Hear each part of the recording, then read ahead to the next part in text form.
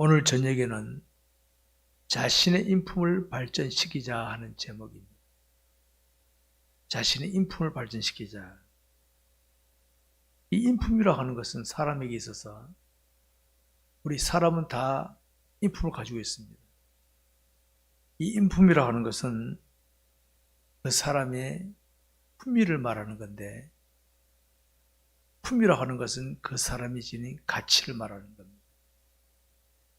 사람들 우선 그 사람이 뭐 잘났느니 못났느니, 좋은 옷을 입었니 못 입었느니, 이걸 가지고 맨 처음에는 평가하지만은, 그러나 함께 지내보면은 인품을 가지고 평가하게 되어 있습니다.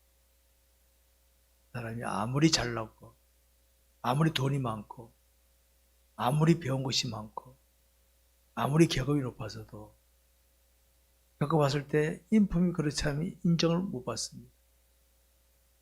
인품이 내면적인 것이거든요. 품격이거든요. 단순히 가치를 말하는 것입니다.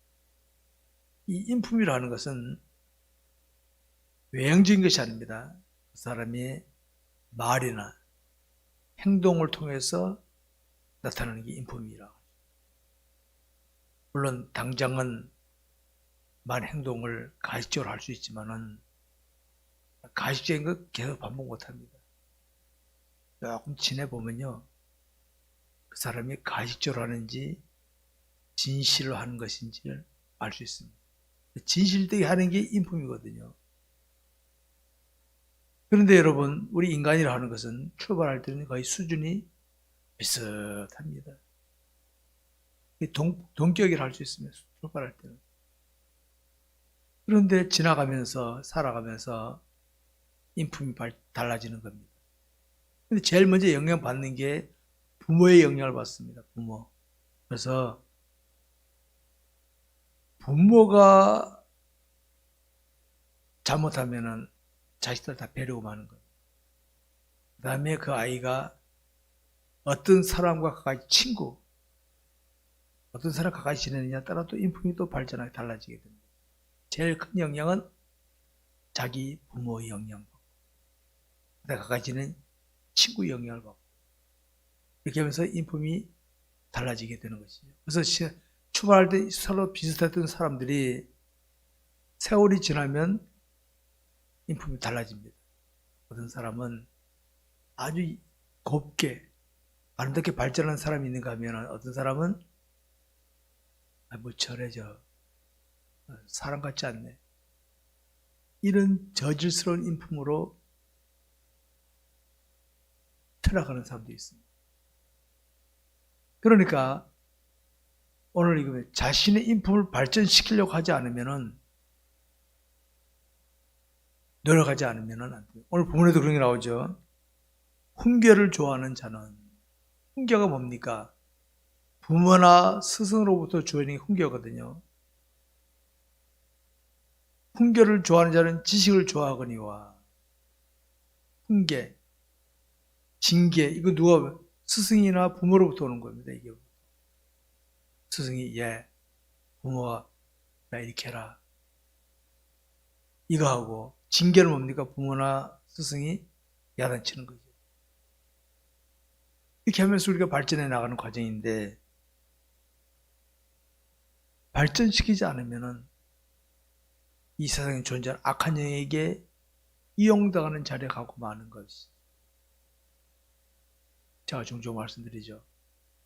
단 한 번뿐인 인생인데 사단에게 이용당하고 산다면은 그 얼마나 후회스럽고 탄식할 일이겠습니까? 딱 한 번인데 우리는 정신 바짝 차려야 됩니다. 성경에 보게 되면 자신의 인품을 발전시키는 그런 사례들이 있습니다. 모세를 예를 들어 봅시다. 모세는 어렸을 때 왕궁에 자랐습니다. 왕궁에서 자랐다면은 좋은 환경 조건에 자란 거 아닙니까? 요새 말은 좋은 환경 조건에 자란 거예요. 더구나 나라의 권력을 가졌으니까 얼마나 좋습니까? 근데 그의 마음에는 하나님을 신앙하는 믿음이 있었습니다. 근데 그 믿음은 주관이 아니라 악세사리였고 자기 멋대로 하는 믿음이었습니다. 그러나 모세를 하나님께서는 미디안 광야로 내보내가지고 40년 동안 빡세게 훈련시키셔가지고 인품을 발전시켜버렸어요. 왜냐하면 앞으로 모세가 사명 감당할 대상자들은 애굽에서 430년이면요 오랜 세월을 종살이로 길들어져 있는 종의 기질을 찌들어대는 사람들인데 그들도 하나님 믿고 있는 사람들이에요. 그런데 그들은 하나님을 악세사리였어요. 그런 수준의 사람을 이끌어가기 위해서 모세를 빡세게 훈련시켰어요. 빡세게. 모세를 40년을 훈련시킨 다음에 투입시키셔서 그 일을 훌륭하게 감당하게 하신 하나님이시다. 만약 모세가 미디안 광야에서 40년 동안 훈련받지 않았더라면 그거 감당 못했을 겁니다. 성질 나서. 모세는 훈련받고는 하나님 중심으로 그 일을 감당했다는 걸 알 수 있습니다. 우리가 잘 아는 사도 바울도 보십시오. 그는 전통 유대 율법주의로 잘 배웠던 사람입니다. 하나님 믿었지만은 하나님 예수를 싫어했고 그러던 사람이었습니다. 사탄에게 앞잡이 되고 있는 사람이었습니다. 그런 자를 하나님께서는 하나님이 예수님이 그를 직접 만나시고 나서 변화시켰어. 하나님이 귀 쓰시는 인물로 딱 바꿔버리셨다. 인물로. 예수님의 11제자들도 보십시오. 가룟 유다는 회복할 기회가 없었어. 지옥 갔어 그 사람. 11제자들은 다 실수했어. 그런데 나중에 성령을 충만히 받고는 그들의 인품이 싹 바뀌어. 영적 인품이 다 바뀌었어. 철저하게 주님 중심으로 살아가는 자로 변화된 줄 아시기 바랍니다. 모세 뒤를 이어 이스라엘 지도했던 여호수아도 자기 모세가 지도하는 걸 가만히 옆에 지켜보면서 많이 깨달았을 겁니다. 많이 훈련받으면서 그는 인품을 발전시켰어요. 디모데도 어떻습니까? 사도 바울을 아버지처럼 여기면서 훈련받아서 훌륭히 쓰임받은 사람 아닙니까? 이 인품을 발전시키면 우리는 얼마든지 하나님께 쓰임받을 수 있는 인물이 될 수 있지만은 인품을 발전시키지 못하면 사단에게 이용당하는 인생으로 살고 전락하고 맙니다. 똑같은 주방에 쓰는 똑같은 칼도 주부가 쓰면은 음식을 만드는 훌륭한 도구가 되지만은 강도가 들면은 흉기로 바뀌잖아요.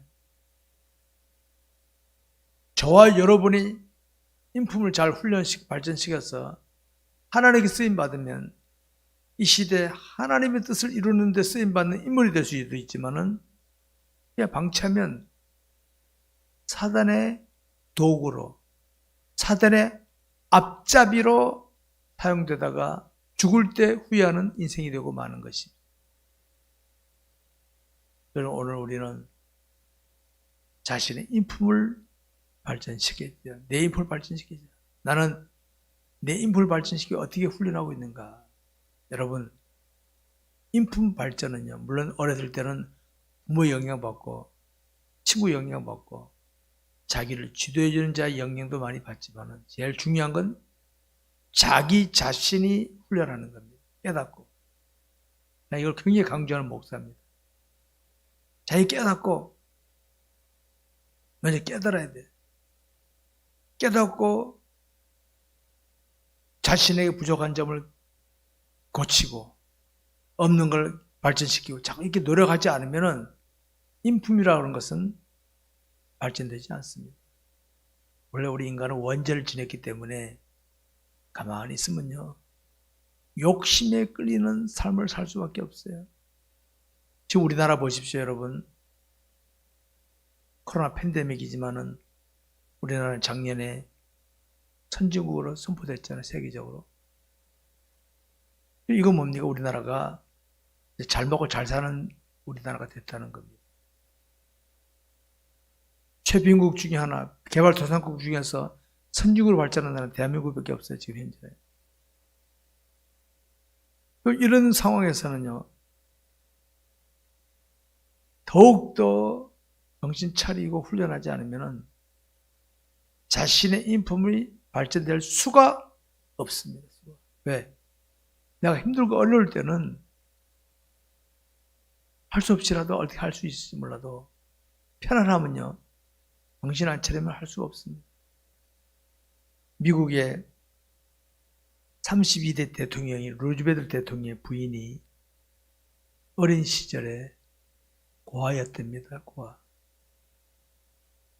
배가 고파서 허드레 일을 하고 어려움 속에서 겨우겨우 먹고 사는 그런 상황에서 이제 결혼했는데 아이가 6명이 나서 키웠는데 아이가 죽었대요.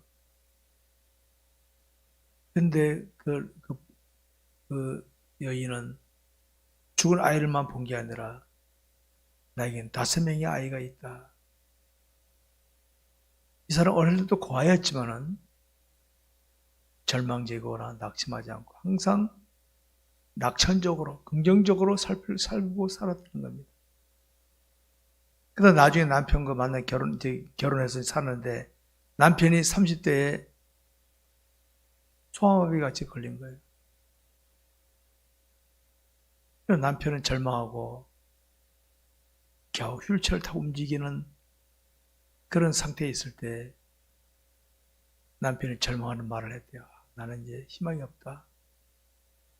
그럴 때 그 아내가 그랬답니다. 난 당신의 다리를 보고 결혼한 게 아니오. 희망을 주고 해도 결국 그 사람은 나중에는 30일 미국의 대통령이 됐고 부인이 됐는데 훌륭한 대통령이 됐다는 거예요.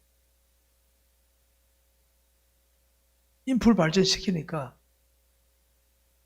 절망한 자들을 일으켜서 나를 대통령도 세우게 되고 만들고 훌륭한 고별자가 되지만 인품을 발전시키지 못하면요, 잘 발전한 사람을 넘어뜨리고 괴롭히고 하는 일에 앞장서게 되는 거예요. 이 인품을 발전시키는 게 이렇게 중요한 겁니다.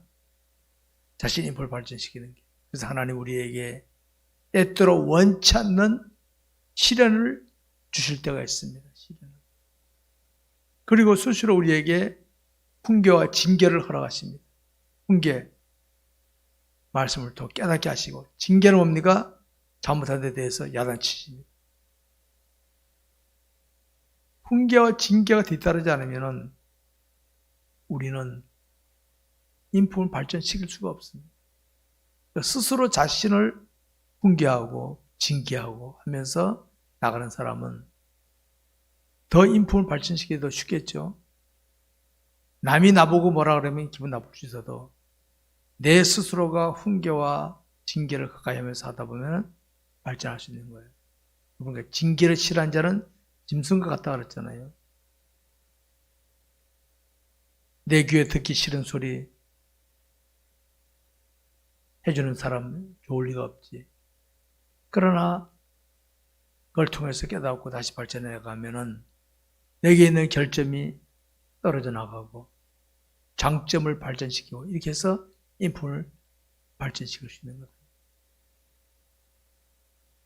근데 배가 부르면 징계 싫어하고 훈계도 싫어해.